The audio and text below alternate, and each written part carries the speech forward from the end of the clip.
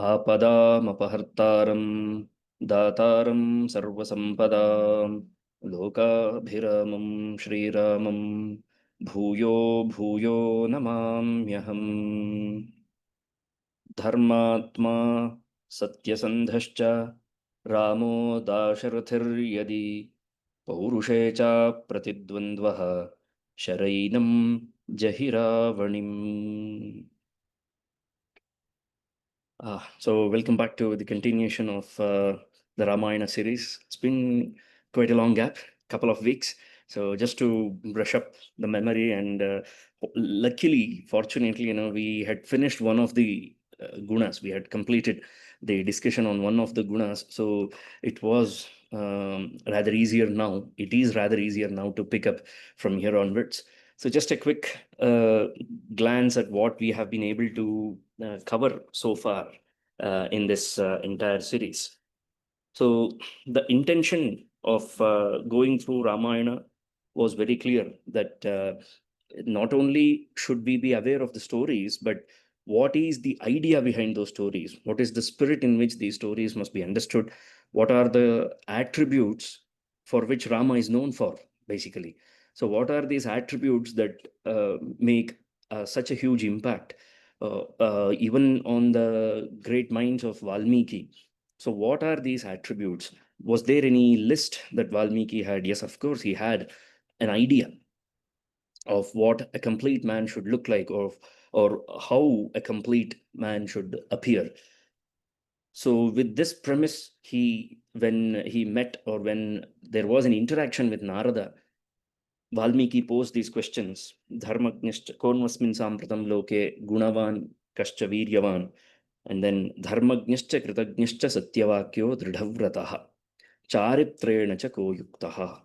So if we take account so far, we started with Gunavan, all the Atma Gunas that we discussed, how it appeared in Rama's life, in Rama's attributes, and in Rama's attitude, sorry, and also the way Rama conducted himself in so many scenarios and so many circumstances. So that was Gunavan. And Viryavan, how he showcased his courage, his power, his strength throughout. And then Dharmagnya, we had a long discussion on Vali and how he displayed Dharma or Dharmagnyatvam, the awareness of Dharma at its very peak.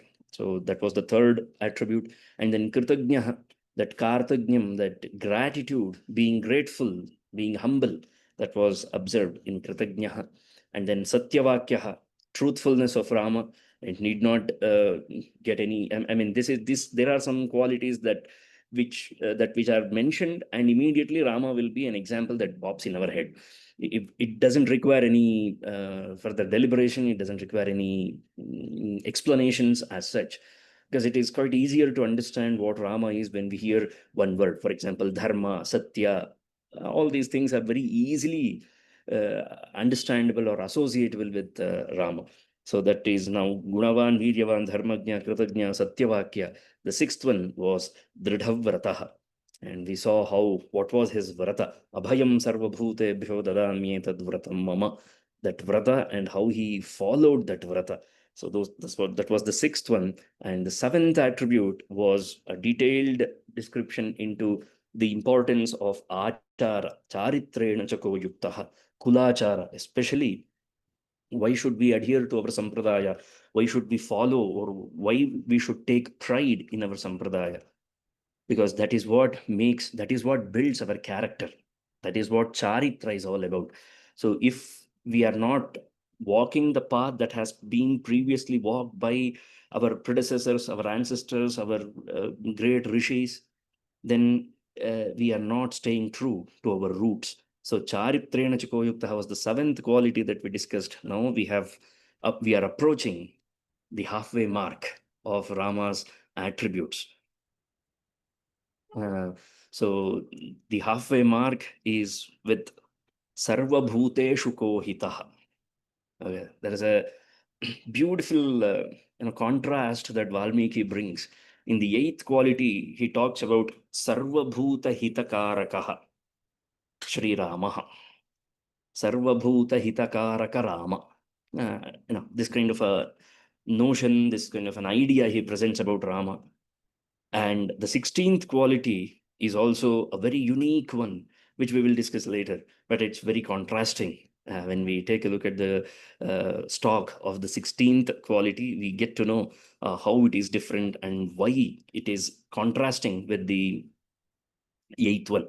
Now, so far, if we have observed Rama's attributes, so it gives us a fair idea of what a king is supposed to be, or how a king is supposed to lead their life.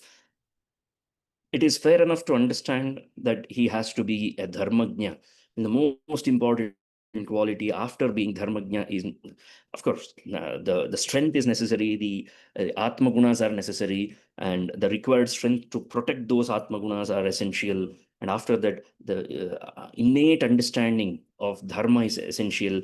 And after that, if we see kritagnya, which is most probably the quality that we don't see these days in the leaders. Okay. They may have a humble background, they may have they may have risen from a very humble background, but once they reach a top, they tend to forget. And that is not only true with politicians, any leaders for that matter of fact, in whatever capacity they have to lead, they forget that kritagnyata bhava. Kritagnyata bhava is not only about remembering our humble roots, but it's also about not forgetting to acknowledge each and every small detail that goes into the success of something that they are leading. That's where Rama excelled. And that is the reason why it is picked out as one of the outstanding attributes by Valmiki. Because there could be many people who have these above mentioned qualities. They are atmavan, and they have those atma gunas in them, gunavan. They have the required strength to curtail any threat that appears to destroy dharma, and they have the understanding of dharma. But if they also are very truthful by nature, they are very strong and strongly devoted towards some of the practices that they hold. So all these things might be true. Dharmagnya, Satyavakya, Dridhavrata, and they are following the Kulachara. That is also there.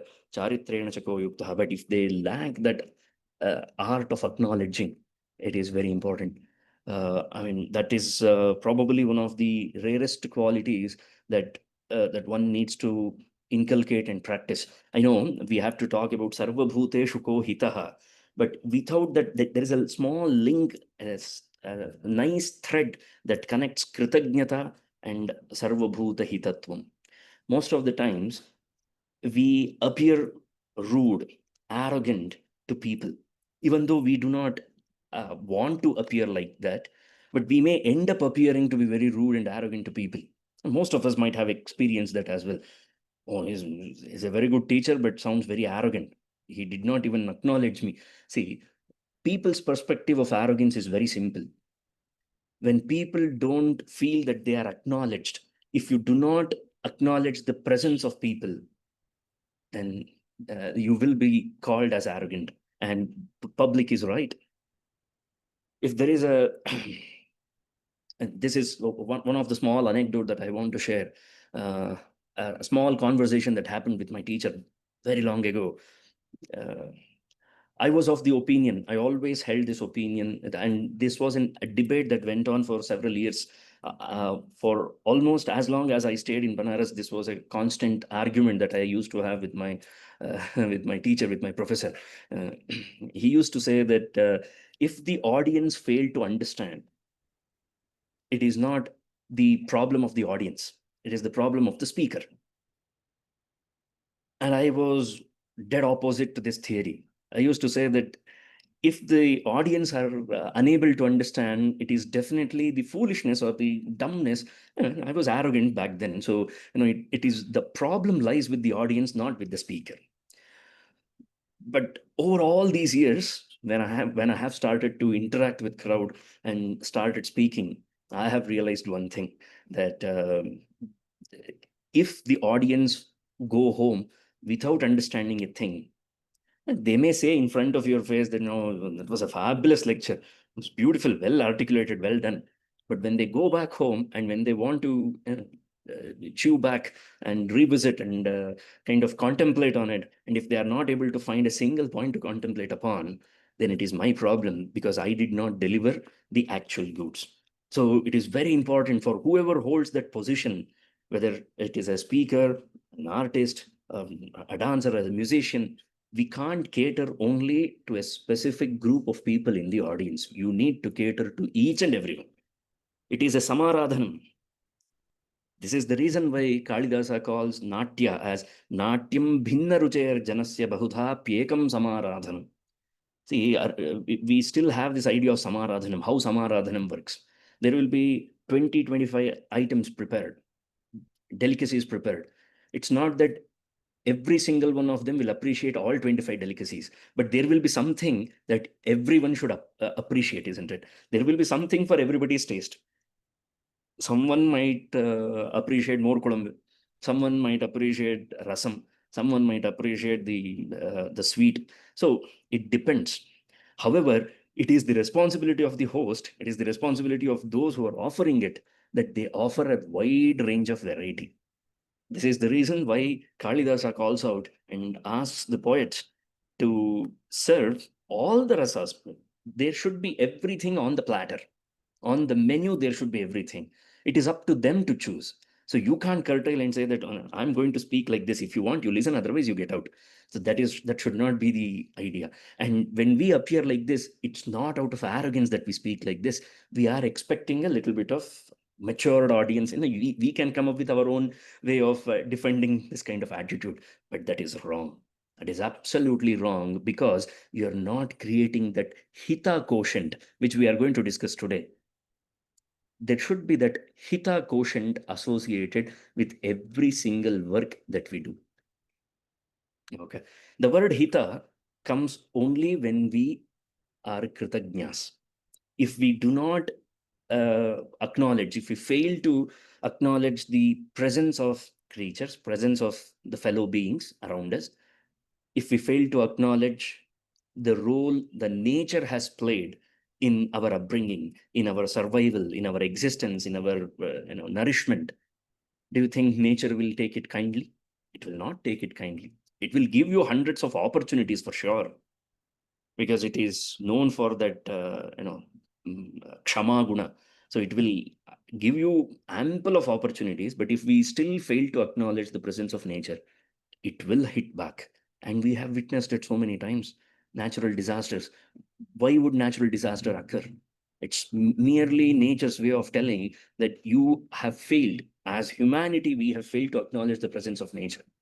So that absence of an acknowledgement, to not kind of stamp the authority or authenticate that yes, this played an important role, this played a huge role in my survival. So that is known as kritagyanata. So that should not be there. Therefore, that kritagnyata, to know, to remember, to be grateful for each and every element that has played an important role, for each and every factor that has contributed to us, whether it is the smallest contribution or the biggest contribution, it doesn't matter. A contribution is a contribution. If we end up acknowledging that, it means that we are kritagnyas. And Rama was kritagnyata. And the extension of kritagnyata is, when you extend that kritagnyata, it actually ends up becoming sarvabhuta hita. What is the idea of hita? What do we mean by hita? And in what levels hita needs to be understood? Okay, it's a beautiful concept, the word hita. And there can be some confusions relating to this word hita.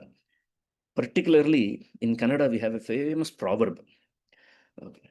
And when someone is trying to feed you, or when someone is trying to act very sweet and they are trying to be very kind towards you, they are trying to help you out on a consistent basis, not just on a few days. On a consistent basis, they are trying to be very helpful, and they just want to help in any manner possible. But every time they try to help us, it ends up in a huge misery for us. It doesn't end up well for us. And at that time, we feel kind of suffocated by them, isn't it? So we can't tell them that you are suffocating me. There's a better way of telling them. And usually they end up saying a famous proverb in Kannada, Ninhita Nantintu. Okay. It's a very famous proverb. It's like you might be thinking that you are doing a hita to me, but it is actually eating me up from within. So we find this kind of usage as well when it comes to hita. And apart from this, honestly, there are no other famous uh, prayogas or famous expressions of the word hita. It has, unfortunately, sometimes it has uh, gone out of fashion when it comes to the usage of word in our current usage of language. So I'm going to give you a small example of how and where exactly, in what context, the word hita can be used. It's a it's summertime, and someone has come to your house, your place, and you take them inside, you welcome them, and then you offer them a cup of hot piping coffee. It's scorching summer, by the way, and you have offered them coffee. Do you think that will do any good to them? It will not.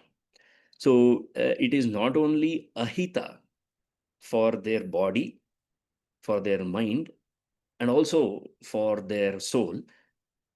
It is completely against the time and place and circumstances. That's not how things needs to be done. So suppose if you change the drink, instead of coffee, if you offer them lemon juice, okay, nimbe huli panka, okay, simple dish, prepare and you offered them, and they will feel very happy. Okay, it goes well with the body, related to, in correlation with the time and place they are in, and also with the circumstances they have been through, and at the same time it brings a smile on their face.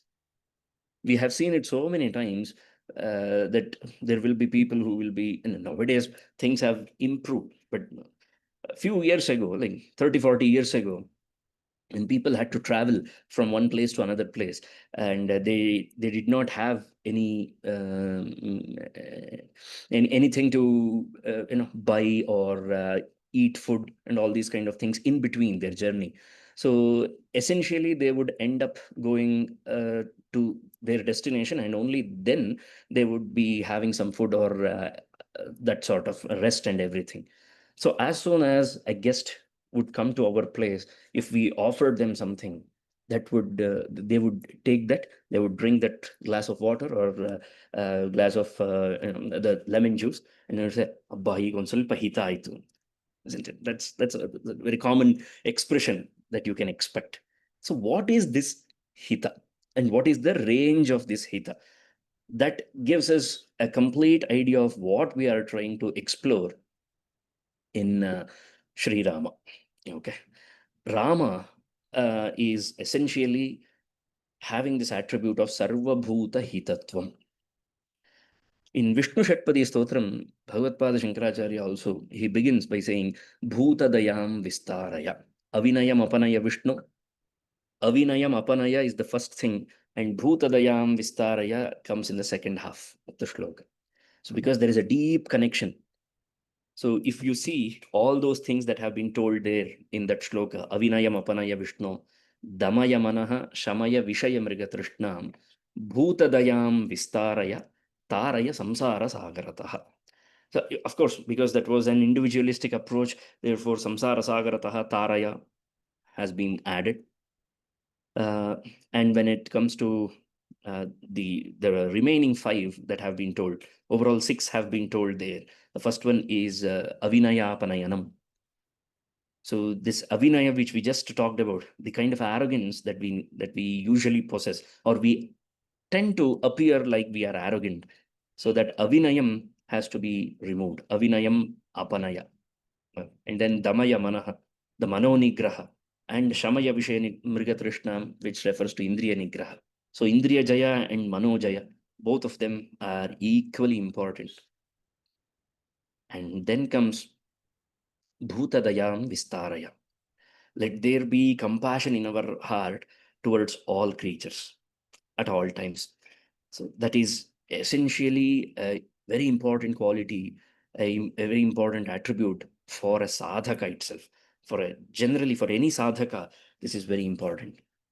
And not only for a sadhaka, but if it is for somebody who is supposed to rule this world, who is supposed to be the king, then he must definitely have this quality. If there is no uh, itching towards, if there is no going towards, if there is no push towards this bhuta daya or bhuta hita, then we may end up hurting many, many creatures unknowingly. That is the reason why sarva bhuteshu ko hitaha is the question that Valmiki asked.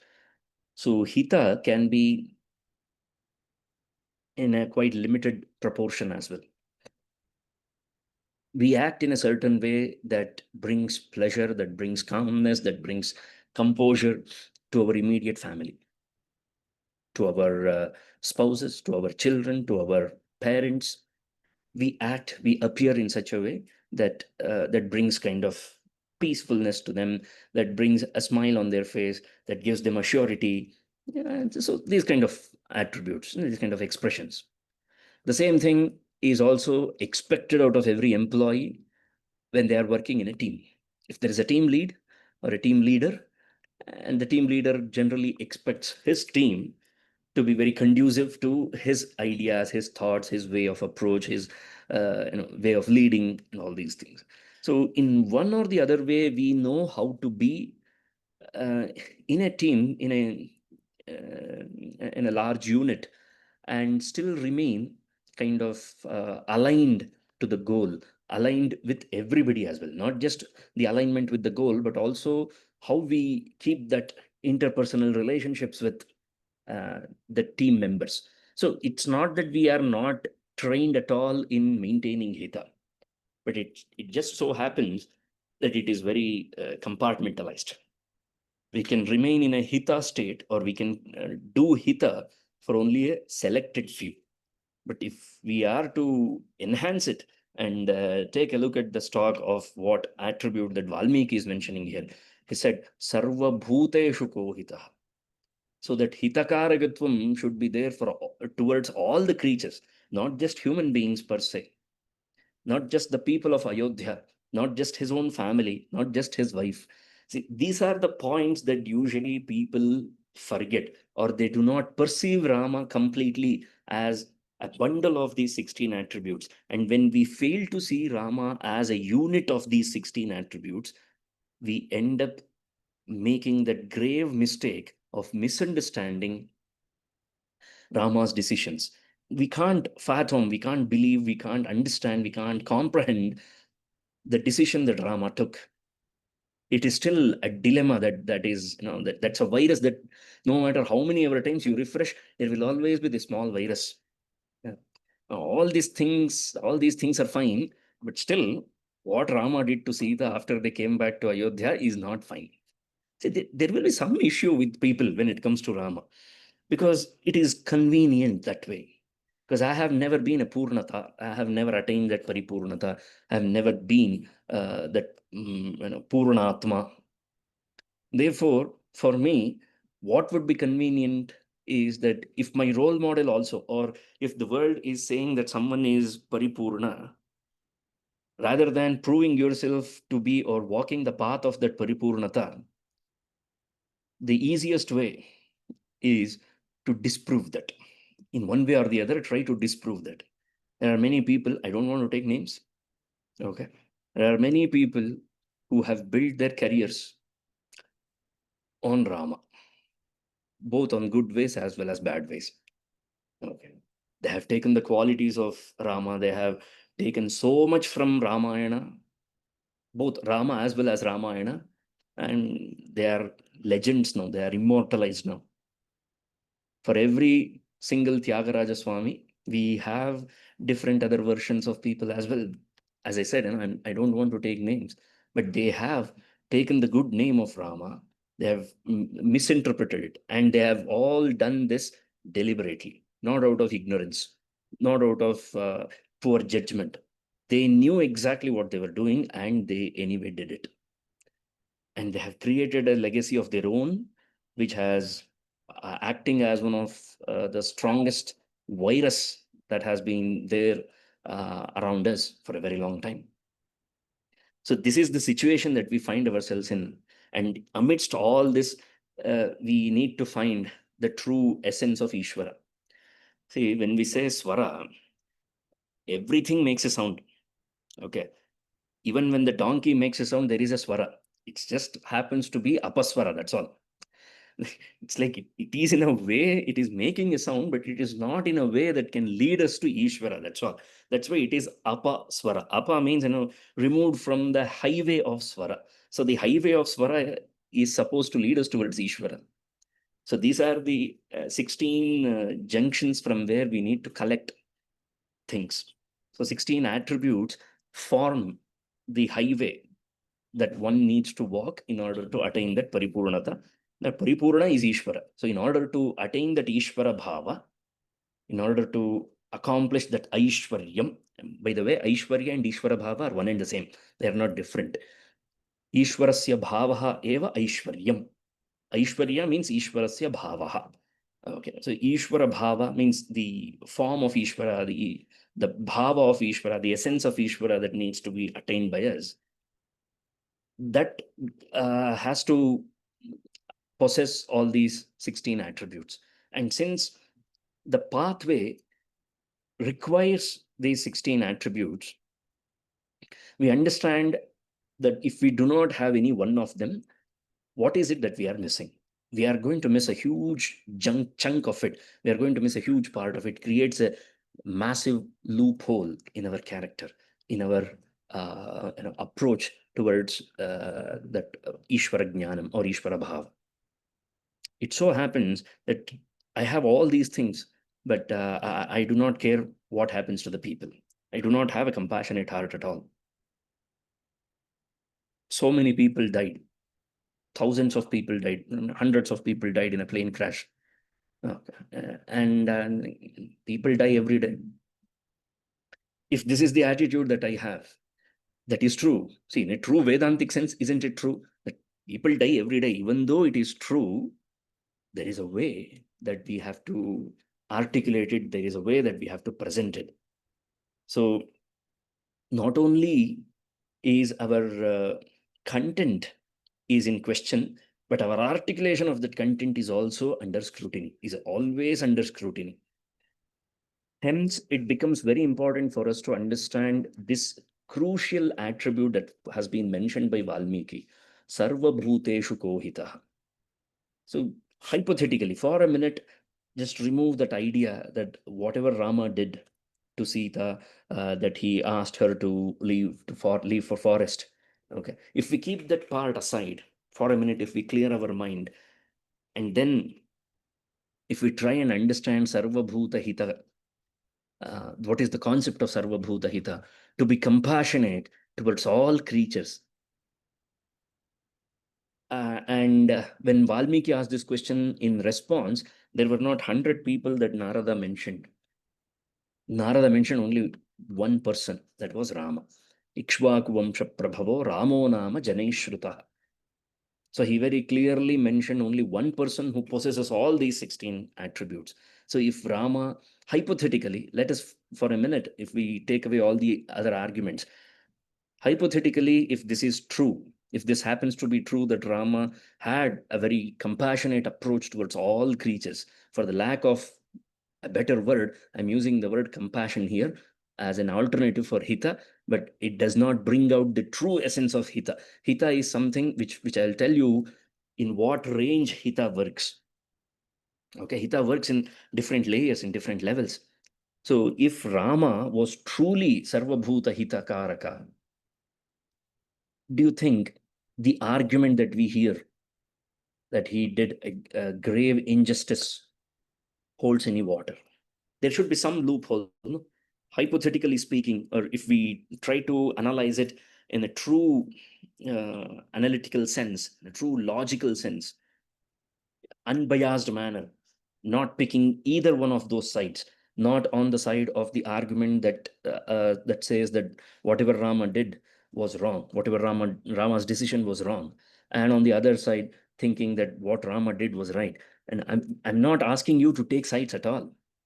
Keep both those arguments aside. Be the judge yourself, and just look at the Paurva Pariyam. Okay. In Shastra, we call it as, Upodghata to Upasamhara, things should match. You have started on something. Upodghata says something. Upasamhara says something else. It means that there is no interconnectedness in the argument, in the work that we are presenting. In the initial stages, in the very first chapter of Ramayana, if this point has been raised about a person, and in response to this question, if the answer has been a person named Rama, Sarva Bhuteshu Ko Hitaha was the question, Ramo Nama Janai Shrutaha was the response given by Narada. And we can't argue against the quality of either the questioner or the person who answered it. Because we are in no, we don't have enough moral ground to argue that Valmiki's question was wrong, nor can we argue that the answer given by Narada was flawed, because we are nowhere near them. They are Brahmajnanis. So let us put that to rest. And we have to accept that both of them are of high standard. And it's just like, when someone publishes a research paper, okay, in a Scopus journal,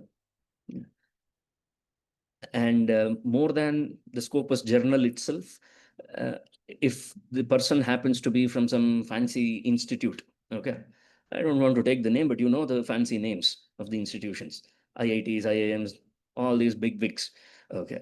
If the person happens to be from that institution and publishes a paper, so then we believe, without scrutiny, without thinking by ourselves, without trying to understand, analyze, and experience it by ourselves, we believe simply because of the fact that they belong to that Ivy League. Okay. So this is the kind of hypocrisy that we have. So when it comes to the likes of rishis and maharshis, all I'm asking is, yes, your judgment is absolutely right, because if that professor has published a paper and he happens to be a professor in so and so field, in so and so discipline, in so and so famous college or famous university for so long years, for so many years, so it means that he has built some credentials, credibility over a long period of time. Therefore, we have to agree. We may not be able to understand their level of articulation, their level of presentation, but that does not take away any value from the work, from that scholar's work. If this is how we are going to understand things, then just see how hypocritical we are when it comes to the likes of Narada or Valmiki. If these are the words of Narada and Valmiki, unfortunately, they don't have any professor word attached to them. Professor Narada, Professor Valmiki from IIT, IIT Bombay, IIT Madras. Yeah. No. Irrespective of this, they belong to the greatest school and they have attained the highest degree possible. That is, they were all Brahmajnanis. So if they have asked this question, one of them have asked this question and the other has responded. So there must be some logic behind it.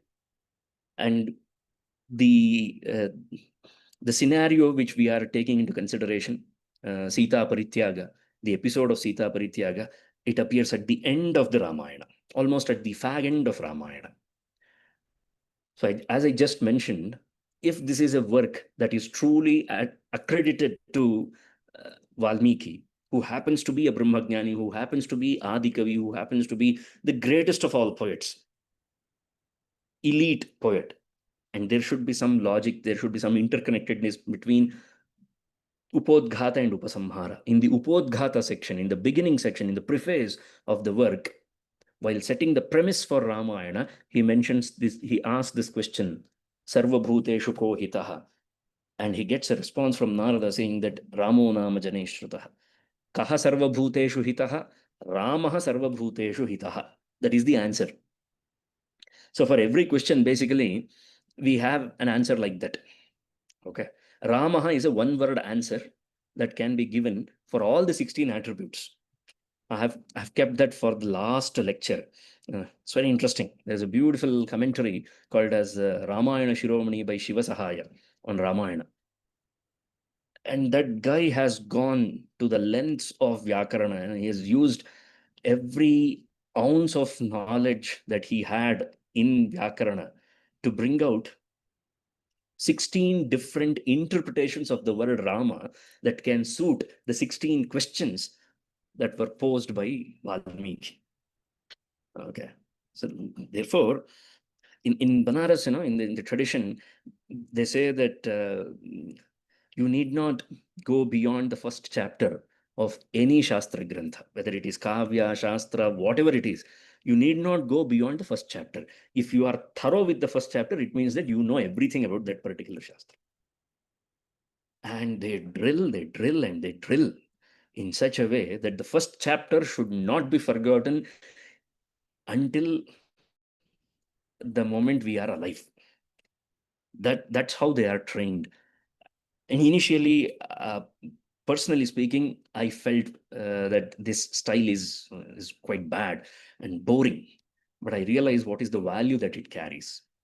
You just need to revolve around it, dig as deep as possible, and you will find answer for each and every question.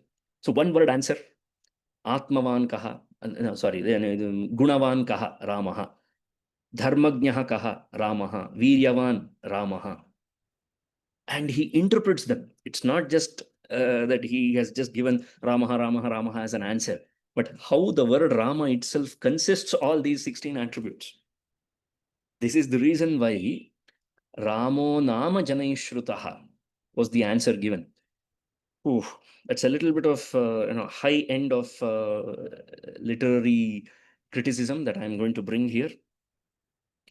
See, when people say Ramo Nama Janeshrutaha or Inthadondittu, whenever people ask a question, okay, and if we have to answer, sometimes people are very careful while answering. And unfortunately, as I said, we don't have that many scholars these days who give so much of attention to those words while using the way they construct their statements. You should observe how they construct their statements. So when Valmiki posed all these questions, Narada's response was very cryptic in nature. Ikshvaku Vamsha Prabhavo Ramo Nama Janaishrutaha. So this is the statement, this is the answer given by Narada. Now, if you remove Ikshvaku Vamsha Prabhavaha, that is one adjective that is actually ensuring, or that is giving us this conclusion that it is the same Rama that I and you are talking about all these days. For a moment, you take away Ikshvaku Vamsha Prabhavaha, and if you just keep the answer Ramo Nama Janaishrutaha, would it make sense? Does it make any sense whatsoever? It does. It really does make sense, because Janaihi Shrutaha is all the authenticity that you require, the validation that is required. When will a person be validated? As I said, only when the person is accepted by the public. Public acceptance is important. कुछ तो लोग कहेंगे, लोगों का काम है कहना, ನಾವು ಅದ್ರ ಬಗ್ಗೆ ಎಲ್ಲ ತಲೆ ಕೆಡಿಸ್ಕೋಬಾರ್ದು, ನಮ್ಮ ಕೆಲಸ ನಾವು ಮಾಡ್ತಾ ಇರಬೇಕು. No, all these things are fine. Okay, ನಮಗೆ ನಾವು ಸಮಾಧಾನ ಮಾಡ್ಕೊಳ್ಳೋದಕ್ಕೆ ಹೀಗೆಲ್ಲ ಹೇಳ್ಕೋಬಹುದು, but public acceptance is very important. And we ourselves crave for that. We ourselves want to be a part of that, but only we shy away when the heat comes from there. Okay. Anyway, we are not going to discuss that part today. That is also very important, because people forget all these points when they talk about Rama's decisions. That is why such an elaborate presentation, or probably an argument on Rama's defense, is being done. It's not to bore you, but or not to eat time, but these are important if we want to understand what is the essence behind Sita Parityaga. A person who is known for Sarvabhuta Hitakaraka, or a person who is known as a Sarvabhuta Hitakaraka, cannot possibly commit anything that can be demeaning to a person, that can be hurtful to a person. Even to consider that as a hypothetical argument is flawed, according to me. So it means that we are missing something. It means that we are not understanding the entire episode of Sita Parityaga properly, which we will understand that. Anyway, coming back to Sarvabhuta Hita, and as I was mentioning, since it was a conversation that happened between Valmiki and Narada, and Narada's response was very, very cryptic, as I was mentioning. Ramo nama jane shrutaha.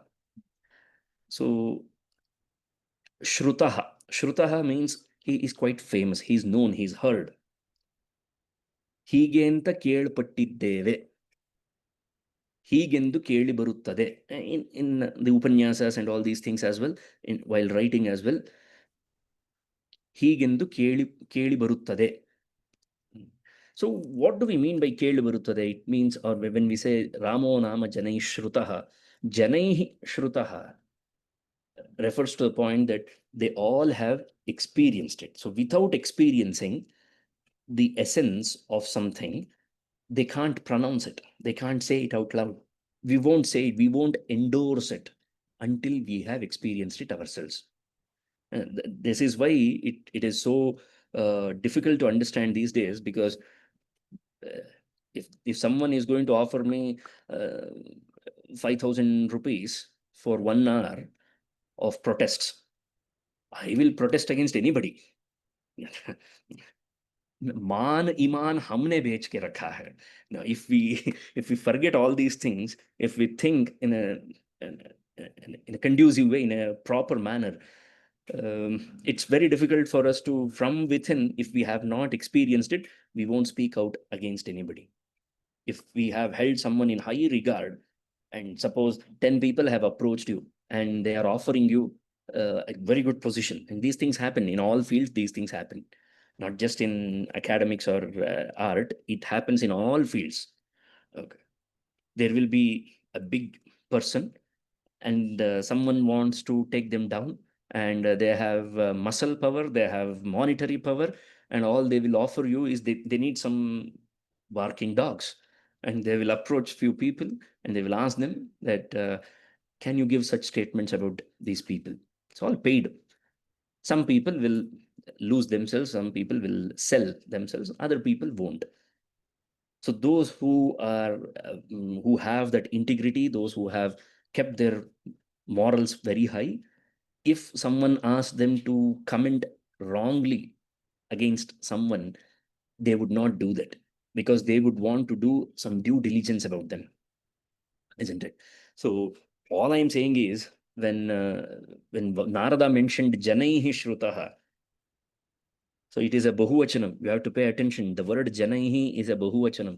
It means there were not one or two people who were taken into survey, or like, how researchers usually do. They collect answers, survey, Google form. They will send Google form, collect responses from so many people. So similarly, the responses were collected, collated, and concluded and presented that he is Rama. Ramo Nama Shrutaha. He was known as Rama. If I have to put it in simple English, ರಾಮನೆಂಬ ಹೆಸರಿನಿಂದ ಪ್ರಸಿದ್ಧನಾದವನು, ಕೇಳಿ ಬರುತ್ತಿದ್ದವನು. That is how it will get translated. Literal translation of the line, Ramo Nama Janai Shrutah. But it becomes too wide, isn't it? So how do we narrow it down? How do we specify it? In order to specify it, Narada used an adjective saying Ikshvaku Vamsha Prabhavaha. And that explains, and both these parts are taken into account, that Ikshvaku Vamsha Prabhavaha part is taken as a response for Charitrena Chako Yukta, because he must have walked some path that has been walked by the previous people, the ancestors as well. That is why Ikshvaku Vamsha Prabhavaha is an answer directly related to Charitrena Chako Yukta. And then Ramo Nama Jane Shrutaha, that one word is sufficient to answer all the remaining questions, all the remaining attributes, and none other than Sarvabhuta Hita. because he was for all. It's not that he was exclusive to anybody. He did good only to a few people. You see the kind of lives that Rama has touched throughout his journey.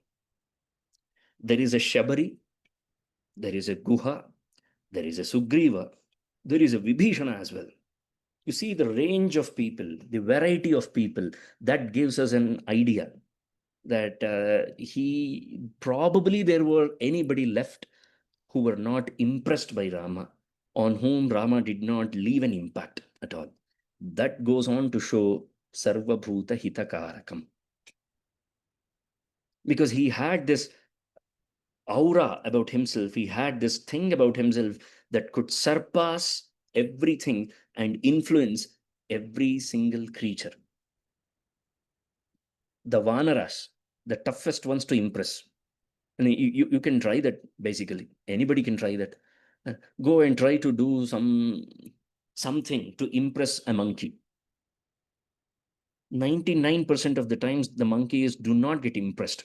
They get enraged. They are very ferocious, and they are not easily, they're not easy to befriend. They're very difficult to make friends with. And he made friends with Sugriva, and he got an entire army, an ocean of Vanaras for fighting on his side.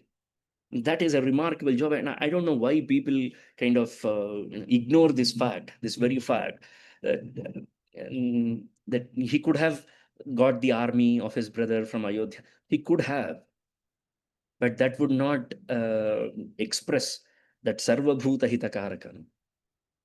There was one Vanara or one section of Vanaras who were under trouble, who were troubled by Vali. And when Dharma Samsthapanam has to happen, that Dharma Samsthapanam must happen across all the creatures. If we think that Dharma Samsthapana, the idea of Dharma Samsthapanam is only related to human beings, then we are mistaken. Dharma Samsthapanam has to happen across all creatures. Therefore, Ramavatara explains that very beautifully. Rama stands for that. He is the one who befriended Sugriva so that he could remove the Kantaka called as Vali. He could cleanse that. And why would he want to cleanse a person like Vali? Because he was adharma. Whether that adharma was in the human form or in another form, it doesn't matter. In whatever form adharma appears, that adharma must be removed. And only when adharma is removed, you will be safeguarding the best interests of the world. So these best interests, which we call generally, which we refer to generally, that is known as hita, or safeguarding the best interests is called as hitakarakatvam. If we can safeguard, if we can take care of the best interests of people, best interests of all creatures, then we will fall in the category of Sarva Bhuteshu Hitaha. Otherwise, we will not be Sarva Bhuta Hitakarakaha. We will be segmented. I am Hitakara or Hitakari for my family. I am Ahitakari for the rest of the world. We live actually by this rule, isn't it? ನಾನಾಯ್ತು ನಮ್ಮ ಮನೆ ಆಯ್ತು ಅಂತ ನೋಡ್ಕೊಂಡಿರ್ಬೇಕು. ಬೇರೆಯವ್ರ ಉಸಾಬರಿ ನಮ್ಗೆ ಯಾಕೆ? I'm not saying that you have to go and poke your nose into their business. But at the same time, you cannot remain ignorant when there is adharma happening. And that was the whole argument, isn't it? The argument that happened between Rama and Sita revolved around this very subject. That she was of the opinion that it is not your concern. It does not concern you. If the rishis are facing problem in their home, it is their problem. Let them deal with it. If Rakshasas come and torture them, it is their problem. Let them torture. Why do you have to pick up a fight with them? Sarva Bhuta Hitakarak. Because he sees that whoever is in pain, whoever is in misery, whoever is struggling, he cannot remain a mute spectator. He has to act. That is the first sign of a great leader. Okay. In the words of Sahitya, or in literary terms, that is called as Sahridayatvam. This is called as Sahridayatvam, basically. Empathy, sympathy. Yeah. I'm not going to use those fancy words. The definition of Sahridaya is Paradukha Katarata. If something else is in any sort of dukkha, if they are going through any sort of pain, that katarata should be there. I should be able to, it should put me into unrest. I could not remain, or I should not ideally remain peaceful and restful. I should become restless. I shall become restless until I resolve that portion, that heartbeat, that chord that strikes in our heart, that is called as Sarvabhuta Hitakaraka. That is what a true Sahridaya is. They feel that pain, not just the pain, even the joy, all emotions that the other creatures are going through, they feel that. This is the reason why we find the rishis. Take the example of Valmiki himself. I need not look elsewhere, no. Take the example of Valmiki himself. उनको क्या लेना देना था भाई? He had no business to do with the Krauncha Pakshis. It was not as if Nine Sakida Gini. It was not his pet animal or pet bird, to say so. The two Krauncha Pakshis, they were seated on a trunk of a tree. Some hunter shot down a male bird and the female started crying, and that created an impact on Valmiki's heart. That made Valmiki cry, that made Valmiki speak words emotionally. See, what is the connection? In front of us, we every day to our office, and while coming back, I walk by a butcher's shop. Nothing happens. Nothing happens to me. I go, I come back.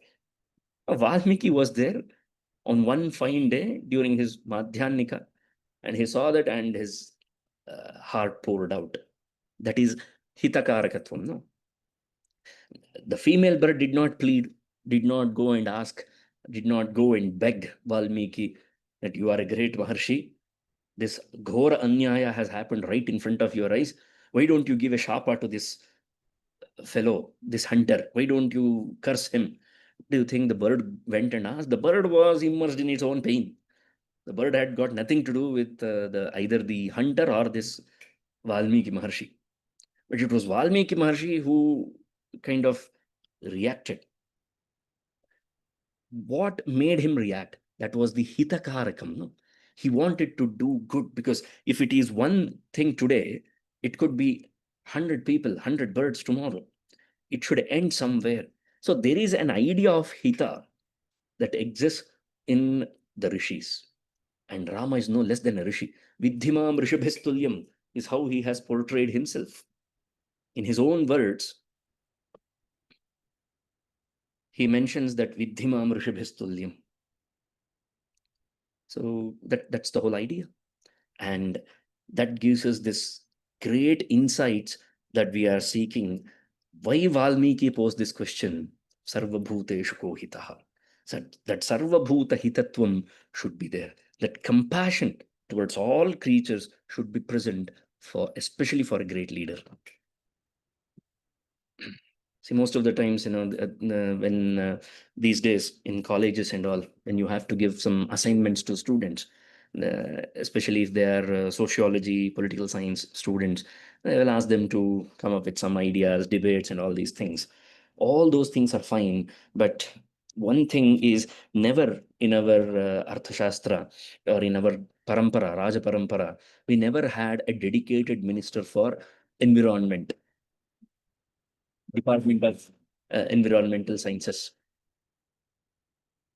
It is not needed for the welfare of animals, for the welfare of plants. We never had any set of separate ministry for that. The reason is, each and every policy that we frame, we never framed it keeping only human beings in our mind. So that reflects the sarvabhuta hitakarakatva, and that is essential for a leader. If I am going to do something nowadays, it has become a huge issue. Okay, it should be nature friendly. We use only nature friendly things. Now this event, it is going to be plastic free. Now, after all these years, after we have dumped so many things onto the nature, now we have finally realized, and it is a fancy thing again. It has become a show. It's a fancy show competition, that's all. That should not be the idea. No, it should come deep from within ourselves. And this goes on to show how much of compassion we lack in our heart. That Sarvabhuta Daya, as put forth by Adi Shankaracharya, or as Valmiki mentions, Sarvabhuteshu ko hitaha, that hitatvam, that is missing. We are basically heartless wrench moving around here and there. We don't have that. We are like that. I forgot the name of that character from Pirates of Caribbean, who did not have a heart. He was still a captain. I forgot the name. He used to roam around, captaining, commanding the ships all across the world. And anybody tried to kill him, he had no heart. He couldn't. You could not kill him. We have become like that. That is not the way to go. We should have a heart. And a leader must essentially have a heart. Have a heart, it does not mean, I mean, in a figurative sense, having a heart is not only towards the fellow human beings. Okay, it should be towards all creatures. You have to extend that diameter. You should extend that circle where you can encompass all the creatures within that. That was Rama's framework. That's how Rama appeared and Rama functioned. And in the third segment of today's talk, in 10 minutes or roughly another 15 minutes, I'm going to conclude what does Hita, in what levels does Hita functions. You need to understand that, and then we will realize there is a suitable example for all these levels available in Rama's life. First and foremost, it should be applicable to the Bhautika Prapancham. Okay, the Panchabhutatmaka Prapancha. There should be a Hita for the Panchabhutas that surround us, that engulf us, that cover us. Okay, that Panchabhuta collectively are called as Adi Bhautikam. So it should reflect towards that Bhautika Hita. We should be able to maintain that Bhautika Hita with every action that we perform, every word that we speak, every thought that we think. So basically, our Trikaranas, you know, Kaya, Vak, and Manas, these are the Trikaranas. So whatever we do with our Trikaranas, it should have an element of Hita. It should have a facet of Hita associated with it. If it is not Hitakaraka, then it is not ideal at all. So that is the first thing that we need to ensure. How to keep the surroundings in a most appropriate manner. See, we find this notion even in Bhagavad Gita in the 6th chapter, where Sri Krishna Paramatma Shuchau Deshe Pratisthapya Sthiramasanamaatmanaha Shuchau Deshe. So he talks about the not just about the personal hygiene, but also the hygiene of the surroundings as well. So we have always paid attention to this kind of notion, this kind of idea has always been there with us. So when we talk about Hita, it should not only about Atma Hita, but it should also include the Parahita. Okay. So Atma Hita and Parahita, both of them should be balanced. And when we talk about Parahita, it should also ensure, it should also cover the Panchabhutatmaka Prapancham that surrounds us. And then comes the Daivika part, which is basically within ourselves. Okay, the entire Daiva Prapancham that is presented within us, that also needs to be in a certain Hita. So this is the reason why we do Nandi before any Natya or Natakam. The way of Nandi has differed, but the idea of Nandi remains the same throughout, whether it is a speech or whether it is a dance performance or a music concert, whatever it is before the beginning, Before the Shubharambh, there should be a Ganapati Prarthana, something of that sort. We seek that divine interference in the activities that we perform. There is a reason why we seek that divine interference in all our activities. That is because we want to maintain that hita with the devatas. Now, how can we maintain hita with the devatas? Parasparam bhavayantaha shreyah paramavapsyatha, as Krishna puts it across in Bhagavad Gita. So there should be a harmony established between the caretakers of the nature as well as us, the part of the nature. So if we are in nature, it means that we have to be in some sort of understanding, good understanding with the nature. We can't be against, or we can't go against the caretakers of the nature. So that is how one should maintain hita. And how do we maintain this hita? Daiva hitam. First one is loka hitam. Second one is daiva hitam. Daiva hita is performed with the yajnas, various types of tapasya, dana, and the nitya karma that we perform, and the general hygiene that we maintain, how we take care of the rivers, the mountains, the pavitra tirtha kshetras, how we maintain them. Those all things, they all represent this devahitam or daivahitam. And then comes atmahitam. That is the third level. Atmahitam is where we are not, it could be in accordance with the prapancham. It could be good for the world. It could be good for the divine that takes care of us as well. But if it is not leading me towards Ishvara, if anything is misleading me, and if anything is taking me away from Ishvara Bhava, then that is considered as ahita. So there should be a hita for Atma, for ourselves. There should be a hita associated with the Daiva that acts as a bridge for the harmonious and prosperous life. And there should be a hita, a concept of hita involved with the Laukika Prapancha as well. So when we ensure that we are doing good, we are standing good by all these three segments, all these three elements, that's when we would have attained that Sarva Bhuta Hitakarakatvam. There is nothing left out in these things. So when we say Panchabhuta, each and every element, each and everything that we witness is made out of Panchabhutas. So we are taking care of basically every creature. And things that are not visible to our naked eye, but are existing, and they are governing us, they are running the entire show. The divinity. The sunlight is divinity, the water that flows is divinity, the air that blows is divinity, the fire that burns is divinity. And each and everything is governed by a divine force. And I need to be in accordance with that divine force. That is the Daivahitam. Lokahitam, Daivahitam, and Atmahitam. And finally, it should all come down to this Atmahitam. It should not be compromising to Atmahitam, is what we are trying to address here. So if it is not compromising our own interests, I should not compromise with my self-interests. I should not compromise with the divine interests. I should not compromise with the world interests. And if I am able to lead a life that takes care of all these three segments, that would be ideally the beautiful life. And Rama led such a beautiful life. So sometimes, for one's sake, you may have to take a strong decision, which will not go well if you have only one perspective. You need to look at things from all these three lenses.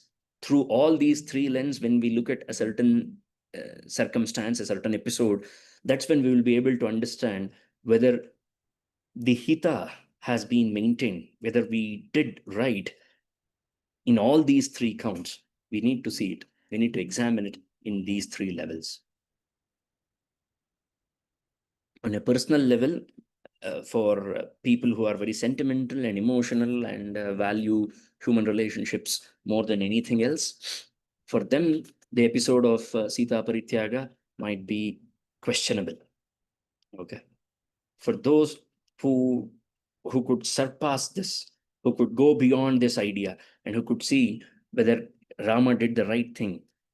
Did he take care of the Daiva Hita? Did he take care of the Loka Hita? And did he take care of Atma Hita as well? So when we observe these things, the three parameters that we need to use in order to analyze, in order to understand the depth of Rama. So only when we have these three parameters, it will give us that sense of depth. It will take us to the deepest forms of Rama. So whether it is Rama, this was the story part, and we will see through examples, we will see how Rama has been Sarva Bhuteshu Hitaha. A few more points, a few more stories that need to be added in order to make it more acceptable and more approachable in terms of which we will take up in the next session. However, if we see what is the importance of this Sarva Bhuta Hitatvam, is that it highlights that no matter wherever we are, whether it is Rama or somebody else, it doesn't matter. As long as we have these three parameters, and if we stand true to all these three parameters, then we are considered to be a good person, a complete person. The completeness, the purnata, the paripurnata always is achieved. It is always achieved by those who have come out with flying colors in all these three parameters, those who have cleared all these three parameters. You take any of the acharyas, you take any of the great Vagyayakaras, they have stayed true, they have kept the welfare, they have not hurt any creatures. Lokahita, they have maintained that Lokahita, they have maintained that Daivahita, and they have kept Atmahita as well. There is a way of doing it. That is why Sarvabhuta Hita is important. One small mention, because Ramayana is essentially a Gita Kavyam. Pathye Geye cha Madhuram is how Ramayana has been described.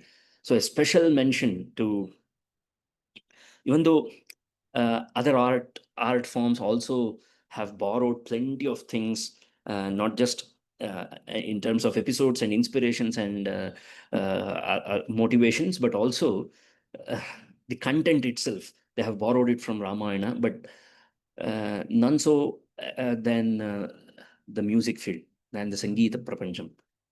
The amount of indebtedness that we find in Sangeeta Prapancha towards Ramayana and Rama. Rama has been a constant muse for so many people. You go to one concert, and if you don't come back without hearing one kriti on Rama, naam badal dijiyega aap mera. It's impossible, you see. It's not possible at all, because he has always been there, constantly guiding the music world. And why this particular music world is because that mentions the Sarvabhuta Hitatvam that exists in music.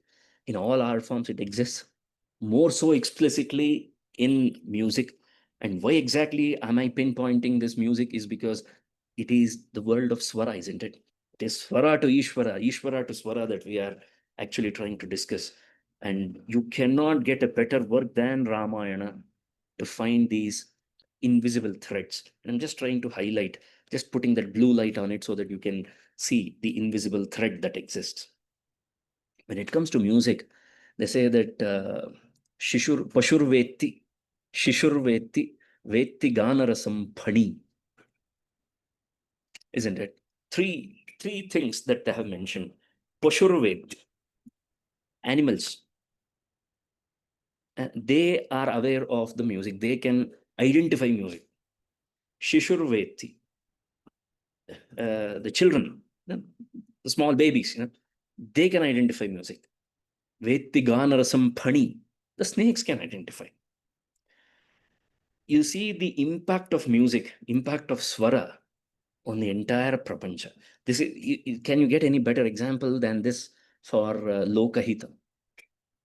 Music is meant for Lokahita, isn't it? And it doesn't stop here. It doesn't end here. It does bring the Devata as well. Every raga, every Swara has got its own Devata. Swarabhimani Devata is there, Ragabhimani Devata is there. And if it is sung in the right manner, then that Devata's Prasannata will also be there. So that is the Daiva Hitam. And eventually, what is Sangita meant for? It is all meant for attaining that Ishvara Bhava or understanding who we truly are. That's it. That is Atmahitam for you. See how art also consists this Lokahita, Daivahita, and Atmahita. Sarvabhuteshu kohitaha, Rama. That is the reason why there is a deep connection between Rama and Sangeeta. And that's just a glimpse.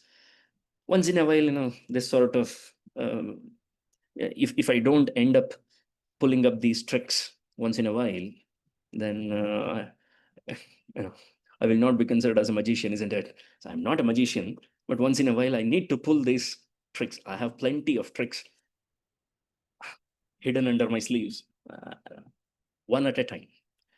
You can see the connection. My idea is only to initiate that sort of thinking, that sort of thought process in you, in all of you. And once that thought process begins, I sincerely hope that you will end up appreciating the art form that you are following. That's all that needs to be done, isn't it? Whether I'm a musician, a sculptor, a painter, a dancer, it doesn't matter. I'm following a sort of art, a Bharatiya Kala. If I am a Bharatiya Kalopasaka, then I should have that confidence that this Kala will definitely lead me towards Ishvara. The title may read as Ishvara to Swara, but it has multiple entry points and no exit points. It has got only multiple entry points. This is such kind of a visa where there is no dead end. It's not like you will have a end point that you have to return. No, but you can have multiple entries. The idea is that you have to become that. You have to attain that Ishvara Bhava. For that purpose, the story of Ramayana, how can it help us in building? So every time we hear anything about Rama, you have to visualize Rama as Sarvabhuta Hitakarakaha. So we will see in the next session, we will take up few episodes from Ramayana which will highlight Rama's Sarvabhuta Hitakarakatvam, and then we will proceed ahead. So yeah, I think I'll stop it here. If there are any questions, any clarifications required, please go ahead. I just want to make one announcement, sir. Yeah, for all of you, please note from next week, class will be on Thursday because sir is finding it difficult to be on Wednesday. And please encourage the rest of your classmates also to see that they attend the classes. Sir, I think you should give homework, sir. That is better. Oh, yes. A brief note on Hita, and in our day-to-day life, we do find Hita in some places. Okay. I want all of them to identify the places where they actually find Hita. As I said, Hita has to be in 3 levels: Lokahita, Daivahita, Atmahita. All these 3 parameters are met in our day-to-day life as well. Where exactly are they located? I want them to identify that and search that. Because if any homework is given only on the basis of this recording, they will simply play it, copy it, write it, and send it. I want them to think. I want them to... And it should become a personal journey. Yeah, exactly. So, and one more thing, if any of you here today are not in the WhatsApp group, please put your number there. So Priyanka, you can just see that they're added to the WhatsApp group now. And sir, one more announcement I want to make. Sorry, I'm disturbing you. No, not at all. On 26th, I know we still have next class, but I'm telling you all, on 26th, we are doing a offline session, Swara, Samagana, and Shastriya Sangeeta. That's in BNMIT. You all must have the details, otherwise we'll put it in the group again. So any questions? Anybody has questions, please type it out. I'm thinking of making this into a panel discussion instead of a webinar, but only if everybody will be very Well behaved. organized about not running around, turning on camera, turning off, making noise. We'll see. Next week, we will bring in a few people into the panel, and then maybe after that, all of them. Yeah. Okay. Those who have been regular for all these Yeah. weeks. Yeah. Some of them can- yeah, that is the advantage they get. Yeah, exactly. Yeah. Okay. Is there I hope anything else? everybody understood the question. All you need to do is you have to come up with few examples, a minimum of 3 examples from your own life where you find certain elements to be a hita karaka. It could be anything. I don't want to give an example, because if I give an example, then everybody will start thinking about in the same lines. I don't want to give any example. I want you to think and come up with 3 examples from your own life where you find hita, but that hita should be in all 3 levels. It should be loka hita, it should be daiva hita, and atma hita. Okay. I think they're very much in alignment with all these things. We can conclude the session, I guess. There are no questions. There are no questions. Okay. End with the praise. कायेन वाचा मनसा इन्द्रियैर्वा बुद्ध्या आत्मना वा प्रकृते स्वभावात् करोमि यद्यत् सकलं परस्मै नारायणायेति समर्पयामि.